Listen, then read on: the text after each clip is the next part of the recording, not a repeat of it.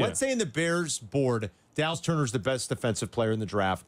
Rome Odunze is the third best receiver in the draft. Both are there at 9. Who would you rather them? Who would you take? Like if let's say you're the GM and you rank Rome Odunze as the third best wide receiver, your turn comes up and you're like, but Dallas Turner is our highest rated defensive player. Who would you take? I'm not trying to skip out on the question. I guess my logic would be if you're constantly going for a need that you want, you're taking lesser players overall. So I would go with the player who's ranked the highest on my board. So if it is Dallas Turner, I go Dallas Turner. Okay. You see what I'm saying? Like, Yeah, and I see what you're saying. You're saying actually who's higher on the big board. The philosophy that I would want to avoid would be, well, I need a wide receiver. So even if he's the third guy, I think he could be a star. I don't want to pass up talent that's higher rated. And you're going straight, like, how do you rank your top 50 players? Yeah, so I get Dallas it. Okay. Turner, so to answer your question, I would go with Dallas Turner. Okay. I think the fan in me would love to see Rome Odunze. So I think you have to figure out who's going to be a star. Yeah. That's the hard part of all this. So here, speaking of that, like Chris's exercise is maybe even more precise because this is how teams do it. They're going to rank the players, just like Mel did in his last ranking. But according to him, according to Chris just now, he's not ranking on who's going to be a star. He's predicating it on what the pre-draft ratings are. Pre-draft ratings. Now, it's still a gamble on whether either one of them becomes a star. But according to you, you're sticking with your philosophy.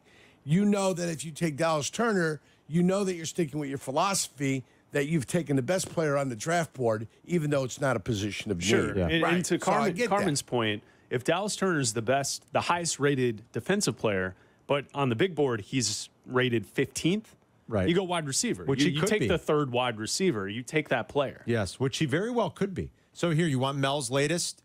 This is not a mock draft. This is Mel's rankings.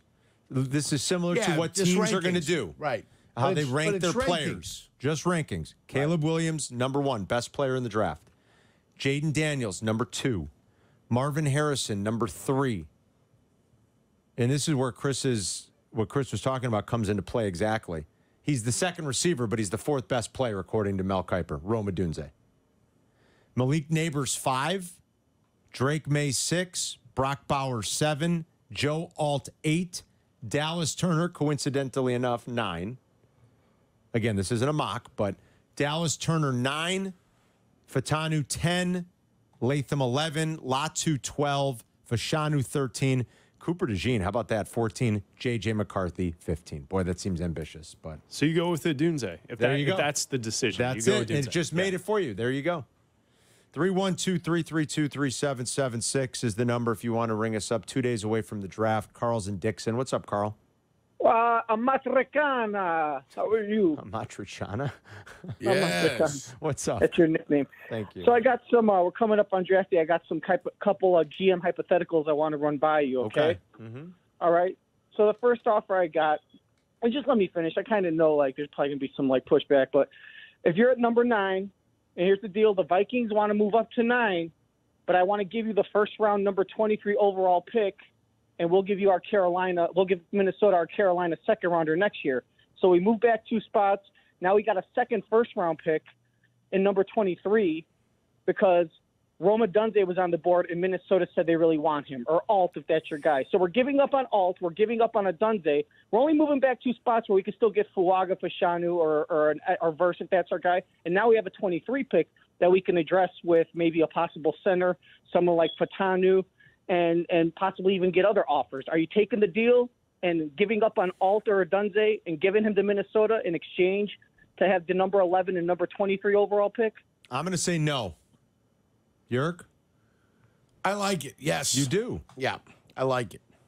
Okay, and what are you looking to do with that? I hate the idea given I hate the idea of Rome Odunze and Justin Jefferson, assuming he's still there in Minnesota. That's scary. Oof. So what are you looking to do with 11 and 23? You still looking for trade down offers? If not, you sticking with the defense or offense with the number 11 pick? I'm taking a player at number 11, and the odds are he's going to be the offensive tackle to solidify the left tackle position. Probably your second best tackle available, right? Or depending on how you've graded these players, probably the second guy after Alt, right? Don't you think, Eric? He's probably still there at 11? Yes. Yeah. Fashanu. I think Jurko likes your proposal, Carl. Fuagu, Fautanu. All the greats. Hey, Carbonara. So down there at 23, now we got the 23 pick. I thought you said Amat. Now I'm Carbonara. I mean, no. Jurko is Carbonara. Oh, he's Carbonara. Got it. And okay. Carmen Defalco is Amatricana. Okay.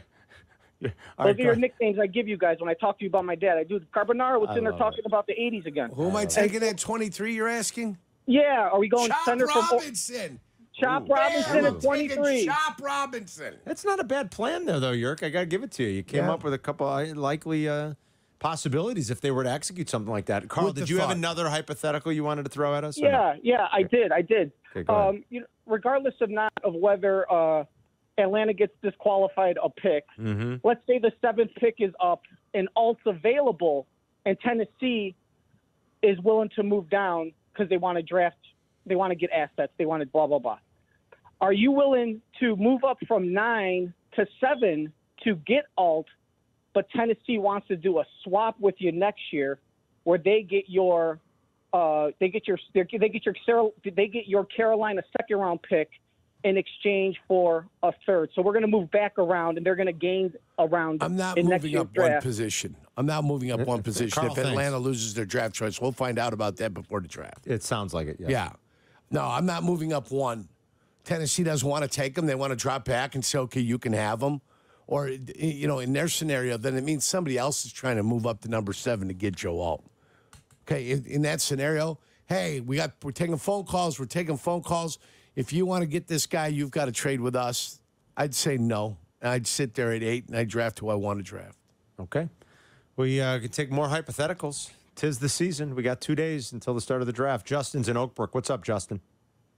Hey, guys. I just wanted to make a comment about the Poles press conference that he just had. So I'm kind of unbiased. I don't really mind what they do. If they move up, they stay pat, move back, whatever whatever Poles feels is best for the team. But something I noticed is in a question that they asked him about potentially moving back, he had said something, but then also threw in, or if we have fewer picks. And the question was more based towards going back, and for him to throw in potentially having fewer picks. Moving up. And the comments of do what we have to do to get superstars on this team. My gut's telling me if he wants to move up. I don't know if they will, but I feel like if the cards fall the way they're supposed to in his eyes, he may move up to get Harrison or somebody like that. Yeah. I hope thanks, Justin. I hope he's not morphing into Ryan Pace in front of my eyes. Yeah, there was always a lot of moving up. Saw too much of that crap and a lack of draft assets. Yeah. You build your team through the draft.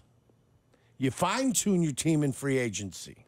I'm not all that keen on starting to part with future draft picks. You're right, Jurk. Yeah, I don't play that game. In a draft class very rich with wide receiver talent, like if Marvin Harrison's the guy you're identifying, the guy you want, in a class that's very, very rich in talent at that position, I don't think you want to start jeopardizing your future draft capital. Even though he says he's content with 4 now and they like the place they're in and they had 21, as we told you, in the first 2 years when they had to turn the roster over, that doesn't mean that you want fewer picks going forward. And I think my hunch is, Jurk, if you looked historically at the franchises that do well, whether it's in the draft and usually build some sort of sustained winner, they're not doing it with fewer draft picks. They're doing it with more. That'd be my hunch anyway. We could fact check that.